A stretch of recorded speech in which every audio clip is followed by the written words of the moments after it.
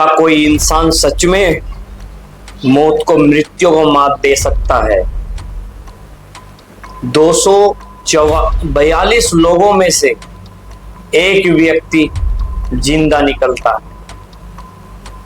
यह पहेली हर किसी के मन में चल रही है कि यह व्यक्ति कैसे जीवित है, और क्यों ना हैरानी हो, 242 व्यक्तियों में से एक व्यक्ति का जिंदा आना तो ये कुदरत के चमत्कार से कम नहीं। सीट नंबर 11 रहस्य का विषय है। उसी फ्लाइट में विश्वास कुमार का भाई भी सवार था। भाई का अता पता नहीं और विश्वास कुमार मौत को मात देके ठीक ठाक बाहर आया। अगर एक्सपर्ट की माने तो ऐसा कहा जाता है 0.1% लोग होते हैं जो पल भर में फैसला ले लेते हैं, मानसिक तरह से मजबूत होते हैं, शारीरिक रूप से मजबूत होते हैं। वे भागते नहीं, वो चिल्लाते नहीं, वो सोचते हैं, जल्दी सोच लेते हैं कि कैसी स्थिति में क्या करना है।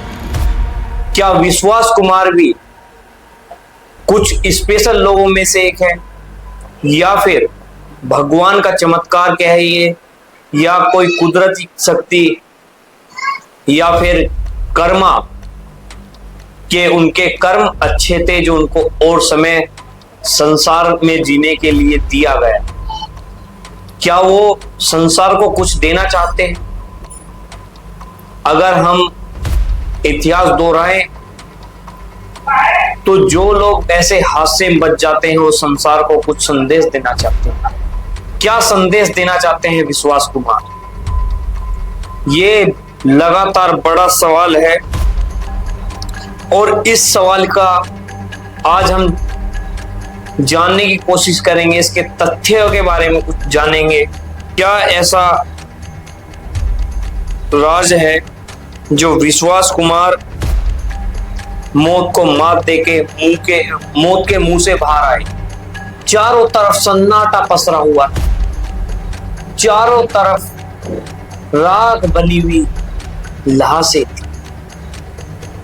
जो 12 क्रू मेंबर थे पायलट समेत, वो रोज फ्लाइट में सफर करते हैं, हजारों यात्रियों को ये बताते हैं कि आपातकाल स्थिति में कैसे बचा जाए, वो ही नहीं बच पाए।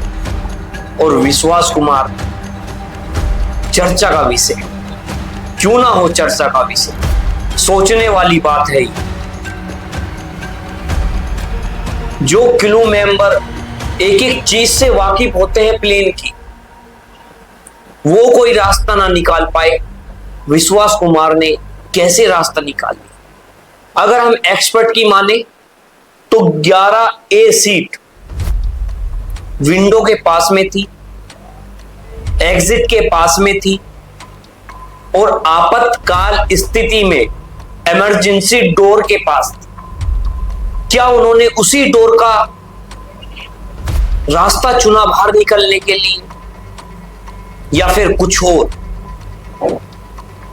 वो भी विश्वास कुमार भी ये नहीं बता पा रहे कि मैं कैसे बाहर निकला, मुझे किसने बचाया।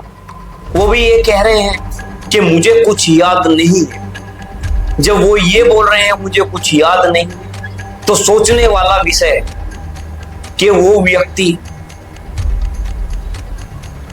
उस व्यक्ति को ऐसी कौन सी अदृश्य शक्ति थी जिसने बचाया। इसी के माध्यम से हम और भी कुछ जानने की कोशिश करेंगे। जो ये एयरलाइंस की इंडिगो फ्लाइट के अंदर पूर्व सीएम भी थे, 12 क्रू मेंबर और यात्री वीआईपी यात्री भी थे। मेडिकल कॉलेज से के हॉस्टल से ये प्लेन टकराता है अहमदाबाद। सोचने वाला विषय है, किसी के इशारे पर, किसी की वजह से शायद हमारी आपकी समझ से परे है, कि अहमदाबाद में जलते विमान की लपेट में अनेकों लोग, वो हॉस्टल जिससे ये टकराया, क्रू मेंबर और प्लेन में सवार यात्री, कोई नहीं बच पाया। विश्वास कुमार एक ऐसे व्यक्ति जिन्होंने इतिहास रच दिया, पूरे विश्व में इसी बात की चर्चा है। और इस सदी का सबसे बड़ा प्लेन हादसा है तो यही है, जिसमें अभी तक कोई गिनती नहीं लगाई जा सकती कितने लोग क्षतिग्रस्त हुए, कोई आंकड़ा नहीं। ये 242 का आंकड़ा तो वो है जो प्लेन के अंदर सवार थे, और न जाने कितने लोग जो उस हॉस्टल के अंदर भी थे, अभी उनका कोई पता नहीं। विश्वास कुमार अब भी अपने भाई को ढूंढ रहे हैं, पता लगाने की कोशिश कर रहे हैं कि भाई का।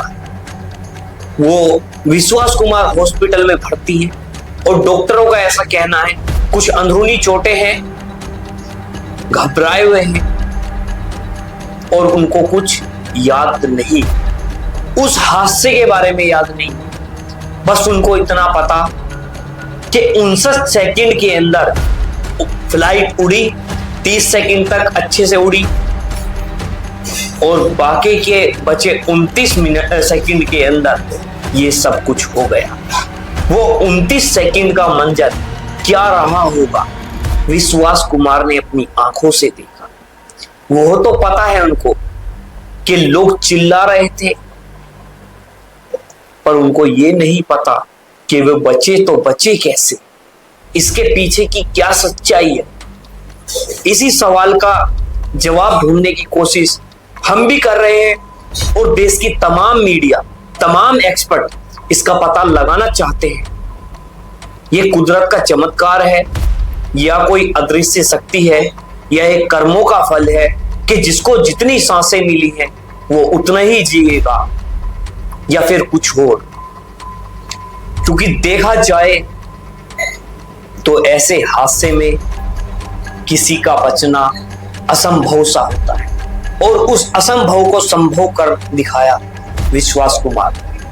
अब लोगों में फ्लाइट की टिकट 11A को लेकर विवाद बन जाएगा और लोग लगे रहेंगे लाइन में, भीड़ रहेगी इस सीट को लेकर।